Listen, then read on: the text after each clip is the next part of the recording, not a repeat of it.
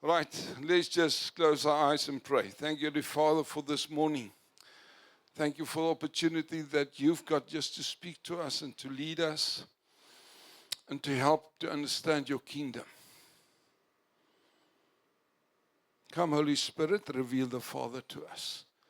Help us to not only know, but to understand, and that this thing this morning will burn in our hearts, that we will be light and salt in a dying world, Father. This is my prayer for us. Holy Spirit, we need you so much again this morning.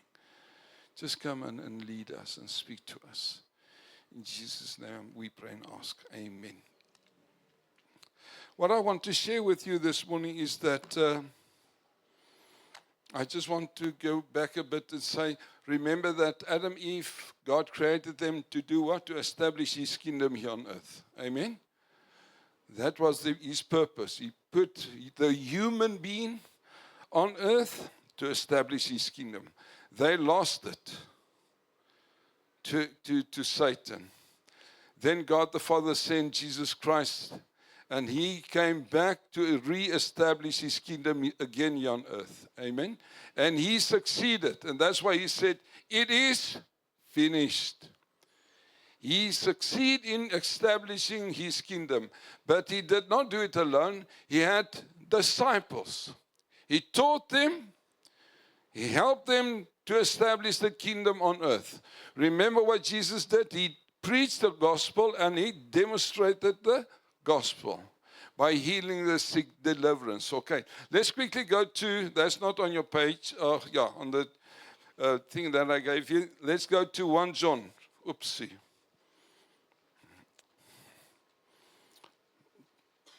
Pastor Peter, I'm going to ask you to read 1 John 3 verse 8b. You don't need to go there. 1 John 3, 8, the B portion.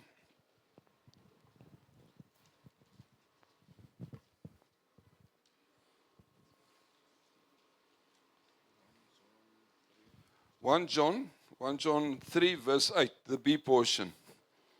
Thank you, Pastor Peter.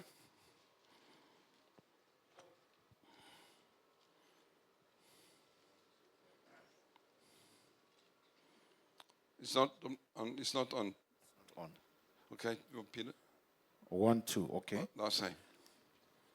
For this purpose, the Son of God was manifested, that he might destroy the works of the devil. Hallelujah. Let's stop there. For this purpose, Jesus was manifested here on earth to do what?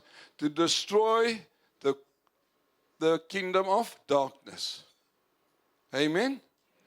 That was his purpose. Now we as disciples of Christ, what's our purpose? To destroy the works of the devil. Amen. My brother and sister, and if we miss our purpose, we not establishing what we're supposed to do. Listen, I'm going to say it again. If you build something for a purpose, but it's not working, it's a waste of time. If we miss our purpose here on earth, we wasted our life. What's our purpose? Our purpose is to destroy the works of the devil by building or establishing God's kingdom here on earth. Amen? Amen? My brother and sister, this is our calling.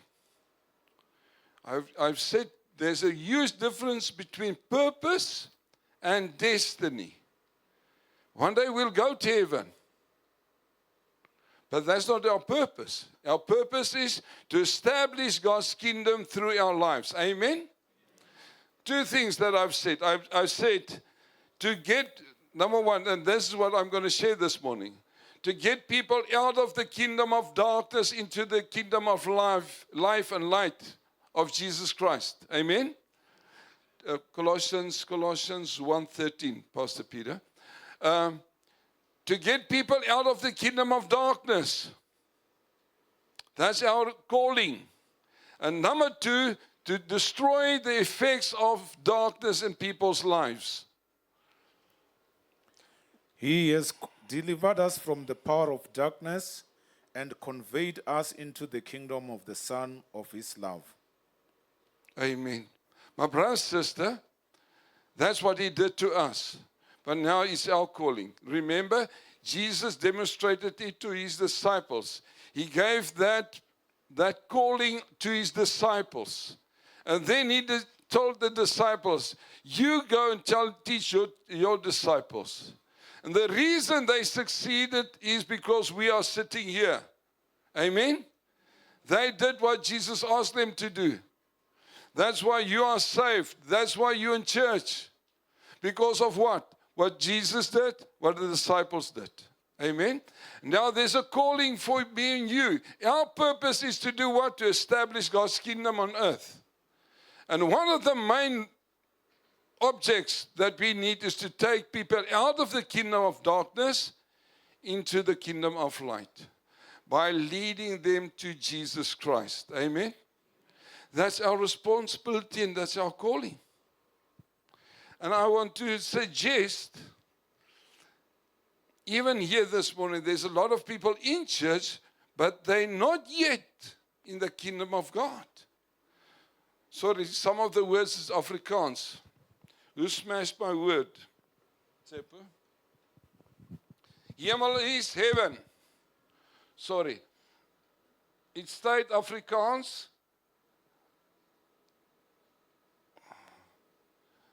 It stayed Afrikaans because people that's going to go to heaven, you're going to speak Afrikaans. No, I'm just joking. Right. The picture, if you can't see, it's heaven. This is earth. This is me and Pastor Peter. And this is hell.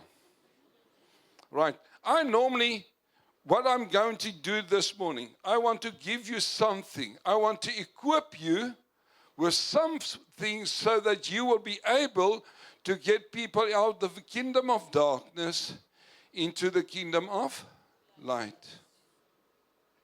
This is just a tool to help you. I want to equip you this morning so that you can get people out of the kingdom of darkness into the kingdom of light. Perhaps there are some people here sitting, and I believe there are. You're still in the kingdom of darkness. You're not yet in the kingdom of light. Why? Because you don't understand. You don't know this picture. And for you, this morning is a good day, a happy day.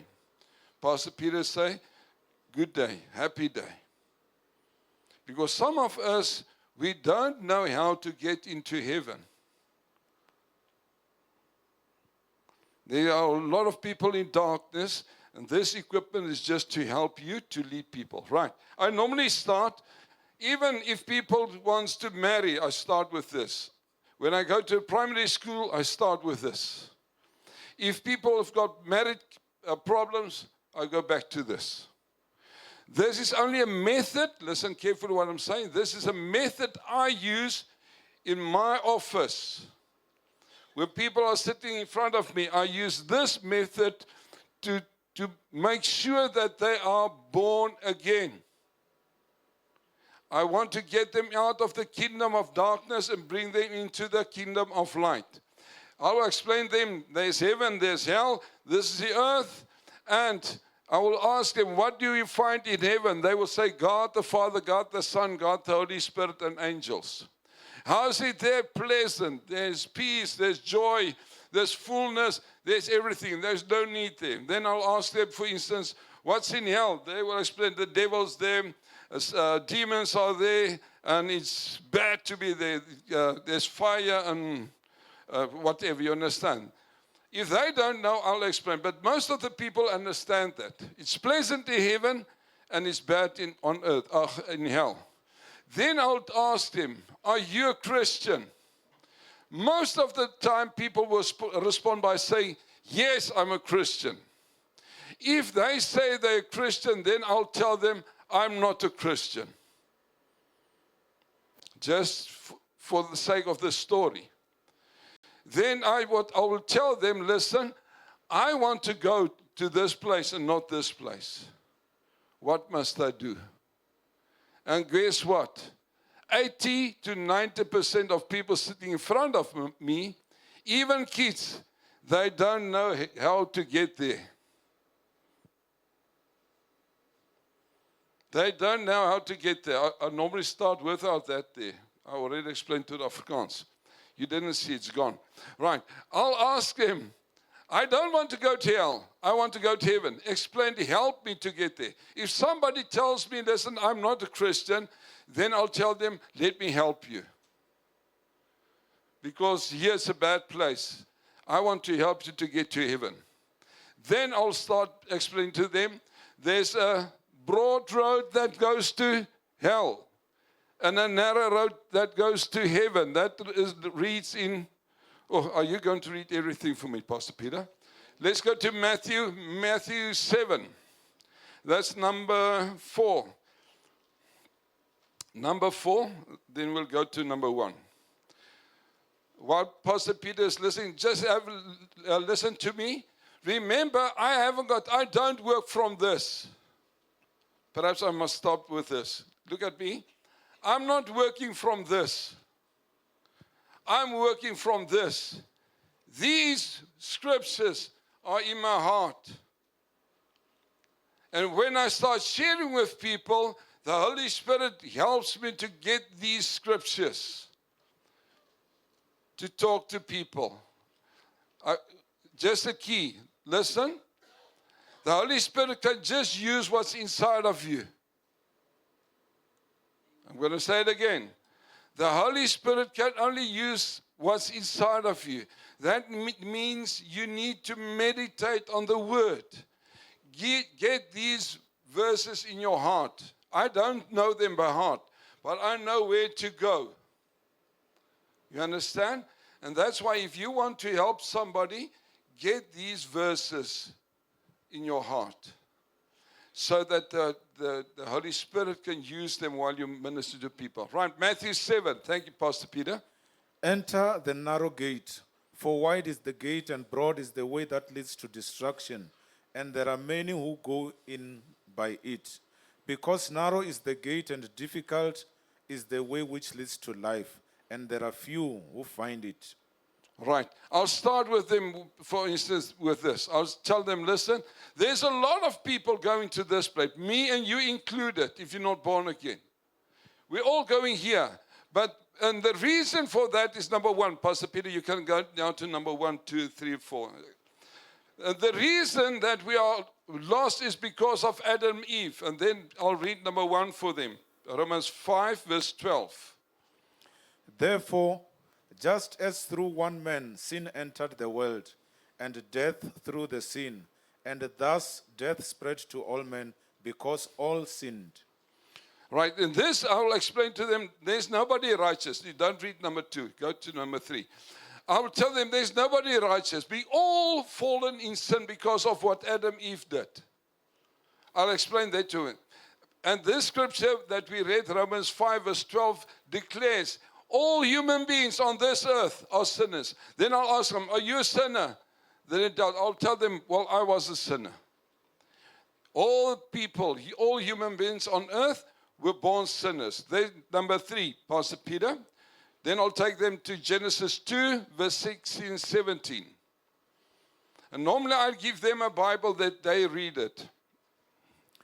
Genesis 2, verse 16. And the Lord God commanded man, saying, of every tree of the garden you may freely eat, but of the tree of the knowledge of good and evil you shall not eat. For in the day that you eat of it, you shall surely die. Right, then I'll tell them, listen, they sinned. And the reason they sinned is God told them not to eat of the tree of good and evil. They ate of the tree. Normally everybody knows that part. And then I'll ask them this $1 million question. I ask them, did they die? And then they will look like this. And sometimes they start like this. And then, you understand, they don't know what to say. The question is, did Adam and Eve die? No. Then I'll tell them, that means God lied. I said, no, God won't lie. You understand? No, God did not lie. What happened? They did not die physically, although the effect of sin will cause them one day to die. But what died was their spirit man. Amen? That's what died.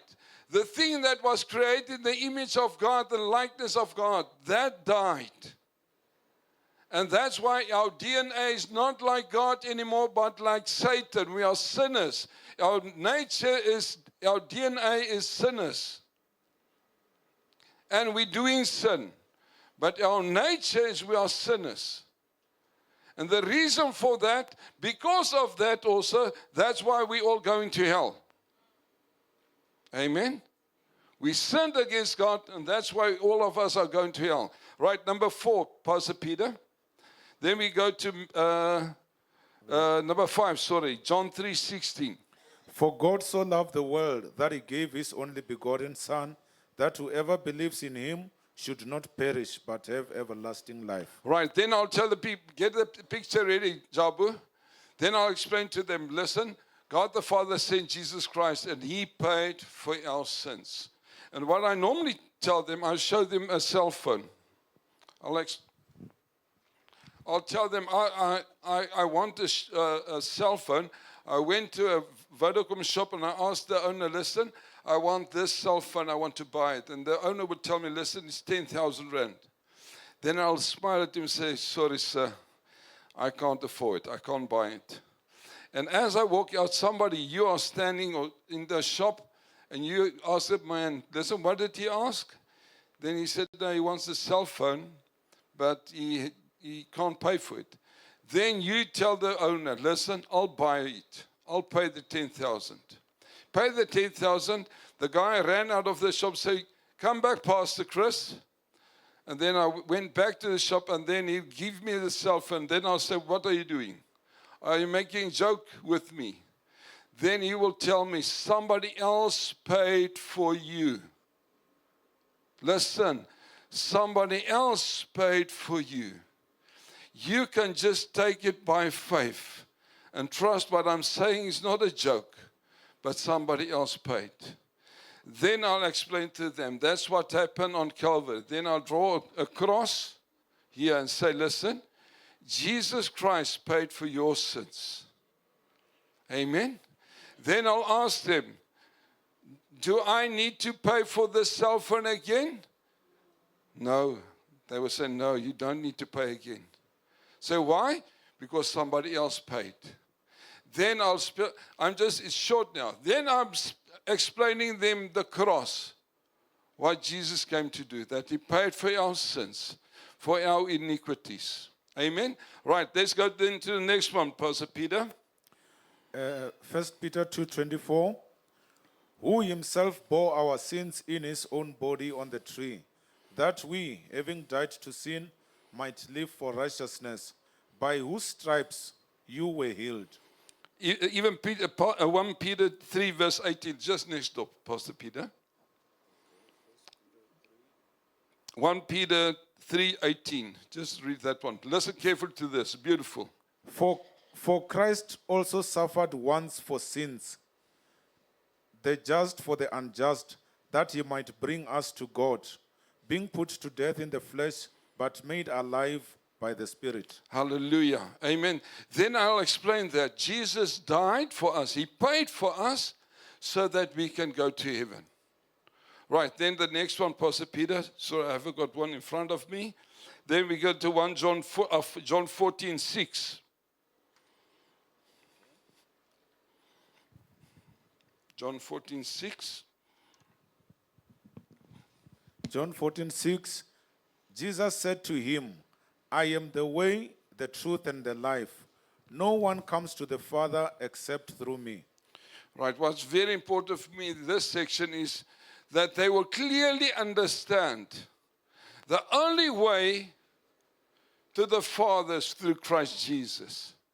I will tell them, it's not me saying this. Who said this? Then they say, Jesus speaking here. Jesus said, I'm the way. That means the only way to heaven is through Christ Jesus. And when there's black people in front of me, I will tell them, your forefather cannot take you there. If there's Muslims, I will tell them Muhammad can't take you there. You understand? There's only one way to the Father, and that's through Jesus Christ. Amen? I'll try and explain that to them. Right, then the next one, Pastor Peter. 1 John chapter 1, verse 9. If we confess our sins, he is faithful and just to forgive us our sins and to cleanse us from all unrighteousness. Right, what I normally hear explain to them, how do I get the cell phone? I must believe that somebody else paid for me. In faith, I'll take the phone. You understand? The same way with Jesus. In faith, you need to receive Jesus Christ as your Savior. Tsepo, put on that picture. Hopefully they can see it. I hope you can see it. It's a life savior at the sea throwing in a buoy. I think that's what you call it in English.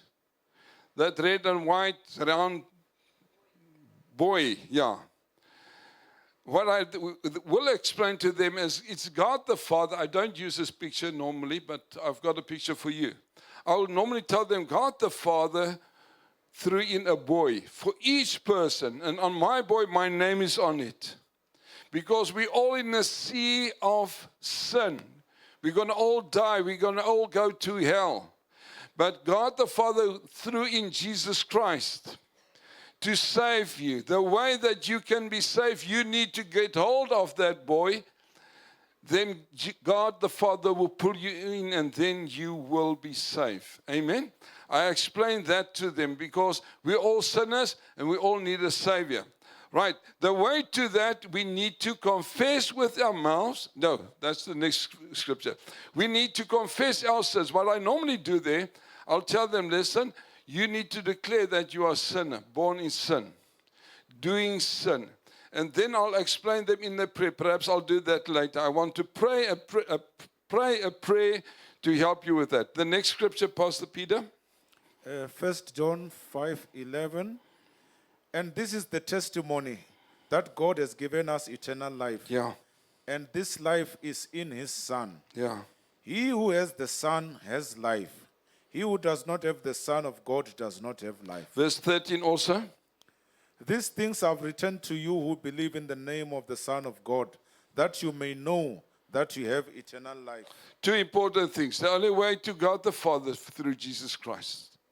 And number two, that we can know today, now, that we are saved.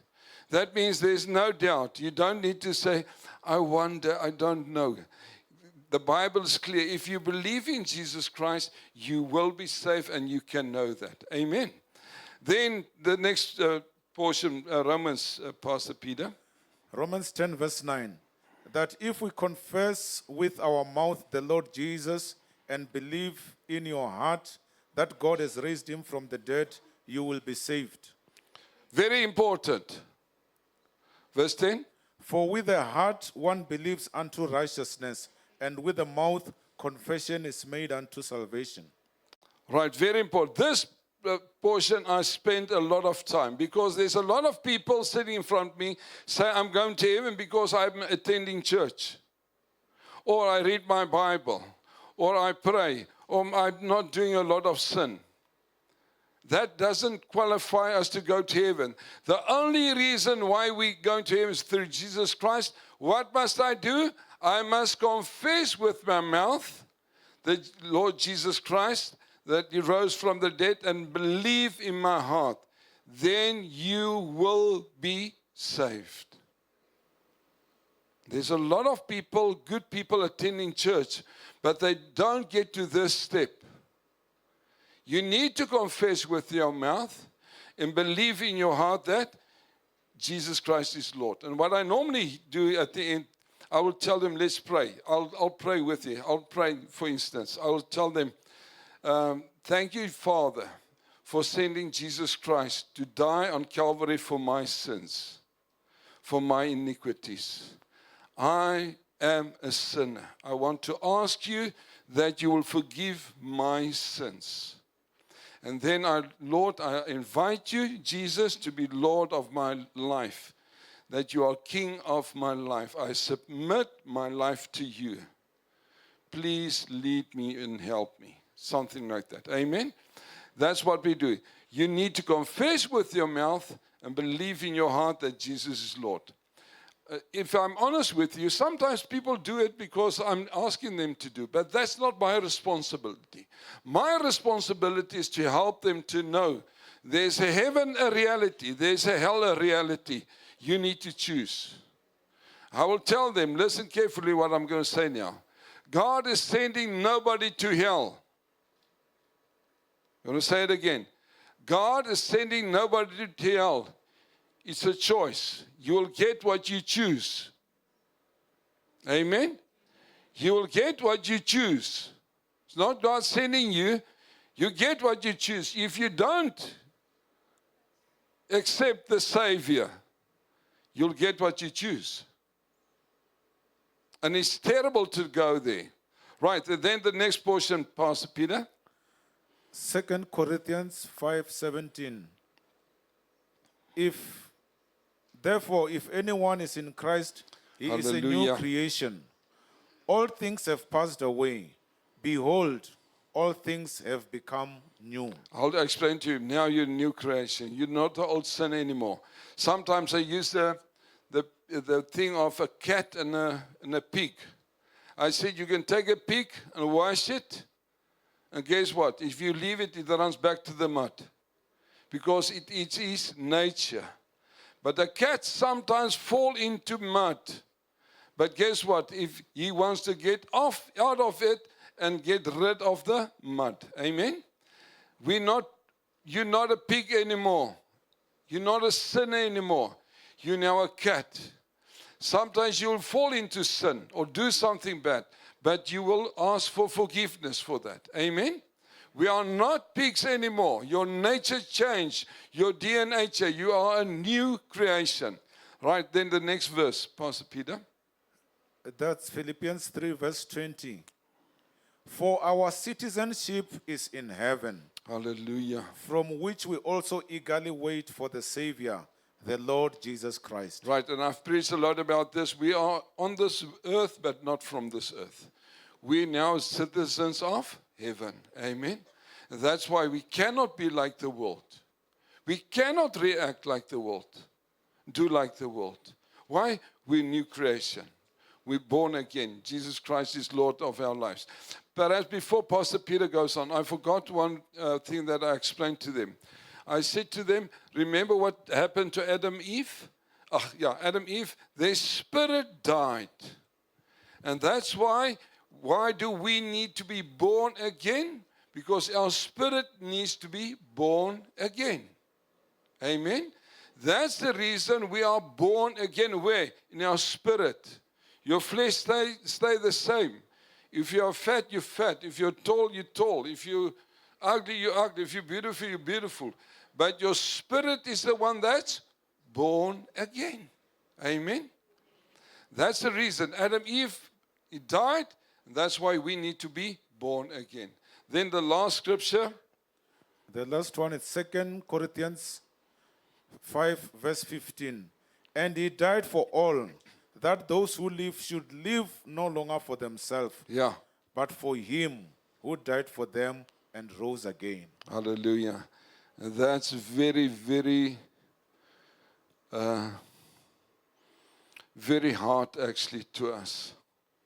Because we were preparing to go to heaven, all of us, most of us, and not living out our purpose on earth. The moment I give my life to Jesus, do this, is not to go to heaven eventually, as that I will be light and salt. Amen? That I will be a follower of Christ, a disciple. My brother, sister, this is our purpose. I'm going to say it again. Our purpose is to establish His kingdom here on earth again. By doing what? Getting people out of the kingdom of darkness into the kingdom of light. And that's that. After that, we need to disciple them. Tell you're not living for yourself anymore. You're living now for Christ. He's the Lord and the King of your life. You belong to Him, and your purpose on earth is to establish His kingdom here on earth. Amen. Our purpose, my brother and sister, is to build His kingdom here on earth. That's our calling. Amen. And eventually we'll end there in heaven, but that's not our purpose. Our purpose is to do what Christ did, the disciples did, we need to do also. Amen. And I've said, this is my method. Your method is not the same as my method. I totally agree with that. I've got an office, I've got people sitting in front of me. But guess what? The word's still the truth. You still need to build the kingdom of God. Let me just explain something to you.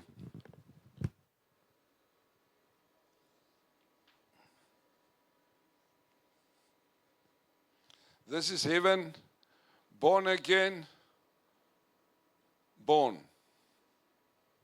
in sin. We want people to go to heaven, to get to this place when they're born again. But remember, I want to show you, every step you get people closer to this point of being born again. You're busy preaching the gospel, living out the kingdom. Amen? Every step, everything that you do to help people to get to this point of being born again, you're busy building the kingdom. Perhaps you're just moving one step towards this place. Through your words, through your actions, the way you treat them. Then you're busy building the kingdom. Hopefully somebody will help him to get to this place, being born again. And this is when he dies, that he will go to heaven. But our responsibility is to be light and to be salt. Not by only preaching, but by our lifestyle. And that's what Pastor Peter was preaching last week. By our lifestyle, people will see, this guy, this lady's got something I need in my life. Amen? That will draw them to you. And then you can start ministering to them. Amen? I know there's people that they go on the streets, they pray for them for healing, cast out demons. And after that, people say, but I want what you've got. And then they explain the gospel to them. This. Amen. Right. This is just, in short, I want to give you a tool. This is not a piece of paper. It's a tool. And some of us will put it somewhere. Hopefully there's other people that sit and say, Lord, I want these scriptures to be my heart, so that if you send somebody, if you give me an opportunity, that I will share the kingdom of God with them. Amen? Remember, that's our purpose. Our purpose is to get people from here to here, to move them towards this side. That's our calling. Not only the pastor. The Bible in Ephesians 4 says that the pastors, the teachers, the apostles, all those people need to equip the saints for their calling. Pastor Peter, just quickly go there. And this morning I'm giving you a tool, an equipment that you can use, but memorize them. I don't know the scripture by heart, but I know where to go to. And he himself gave some to be apostles, some prophets, some evangelists, and some pastors and teachers for the equipping of the saints for the work of ministry, Amen. for the edifying of the body of Christ. What's my responsibility? To give you a tool. To equip the saints so that they can go out and be light and be salt. Amen.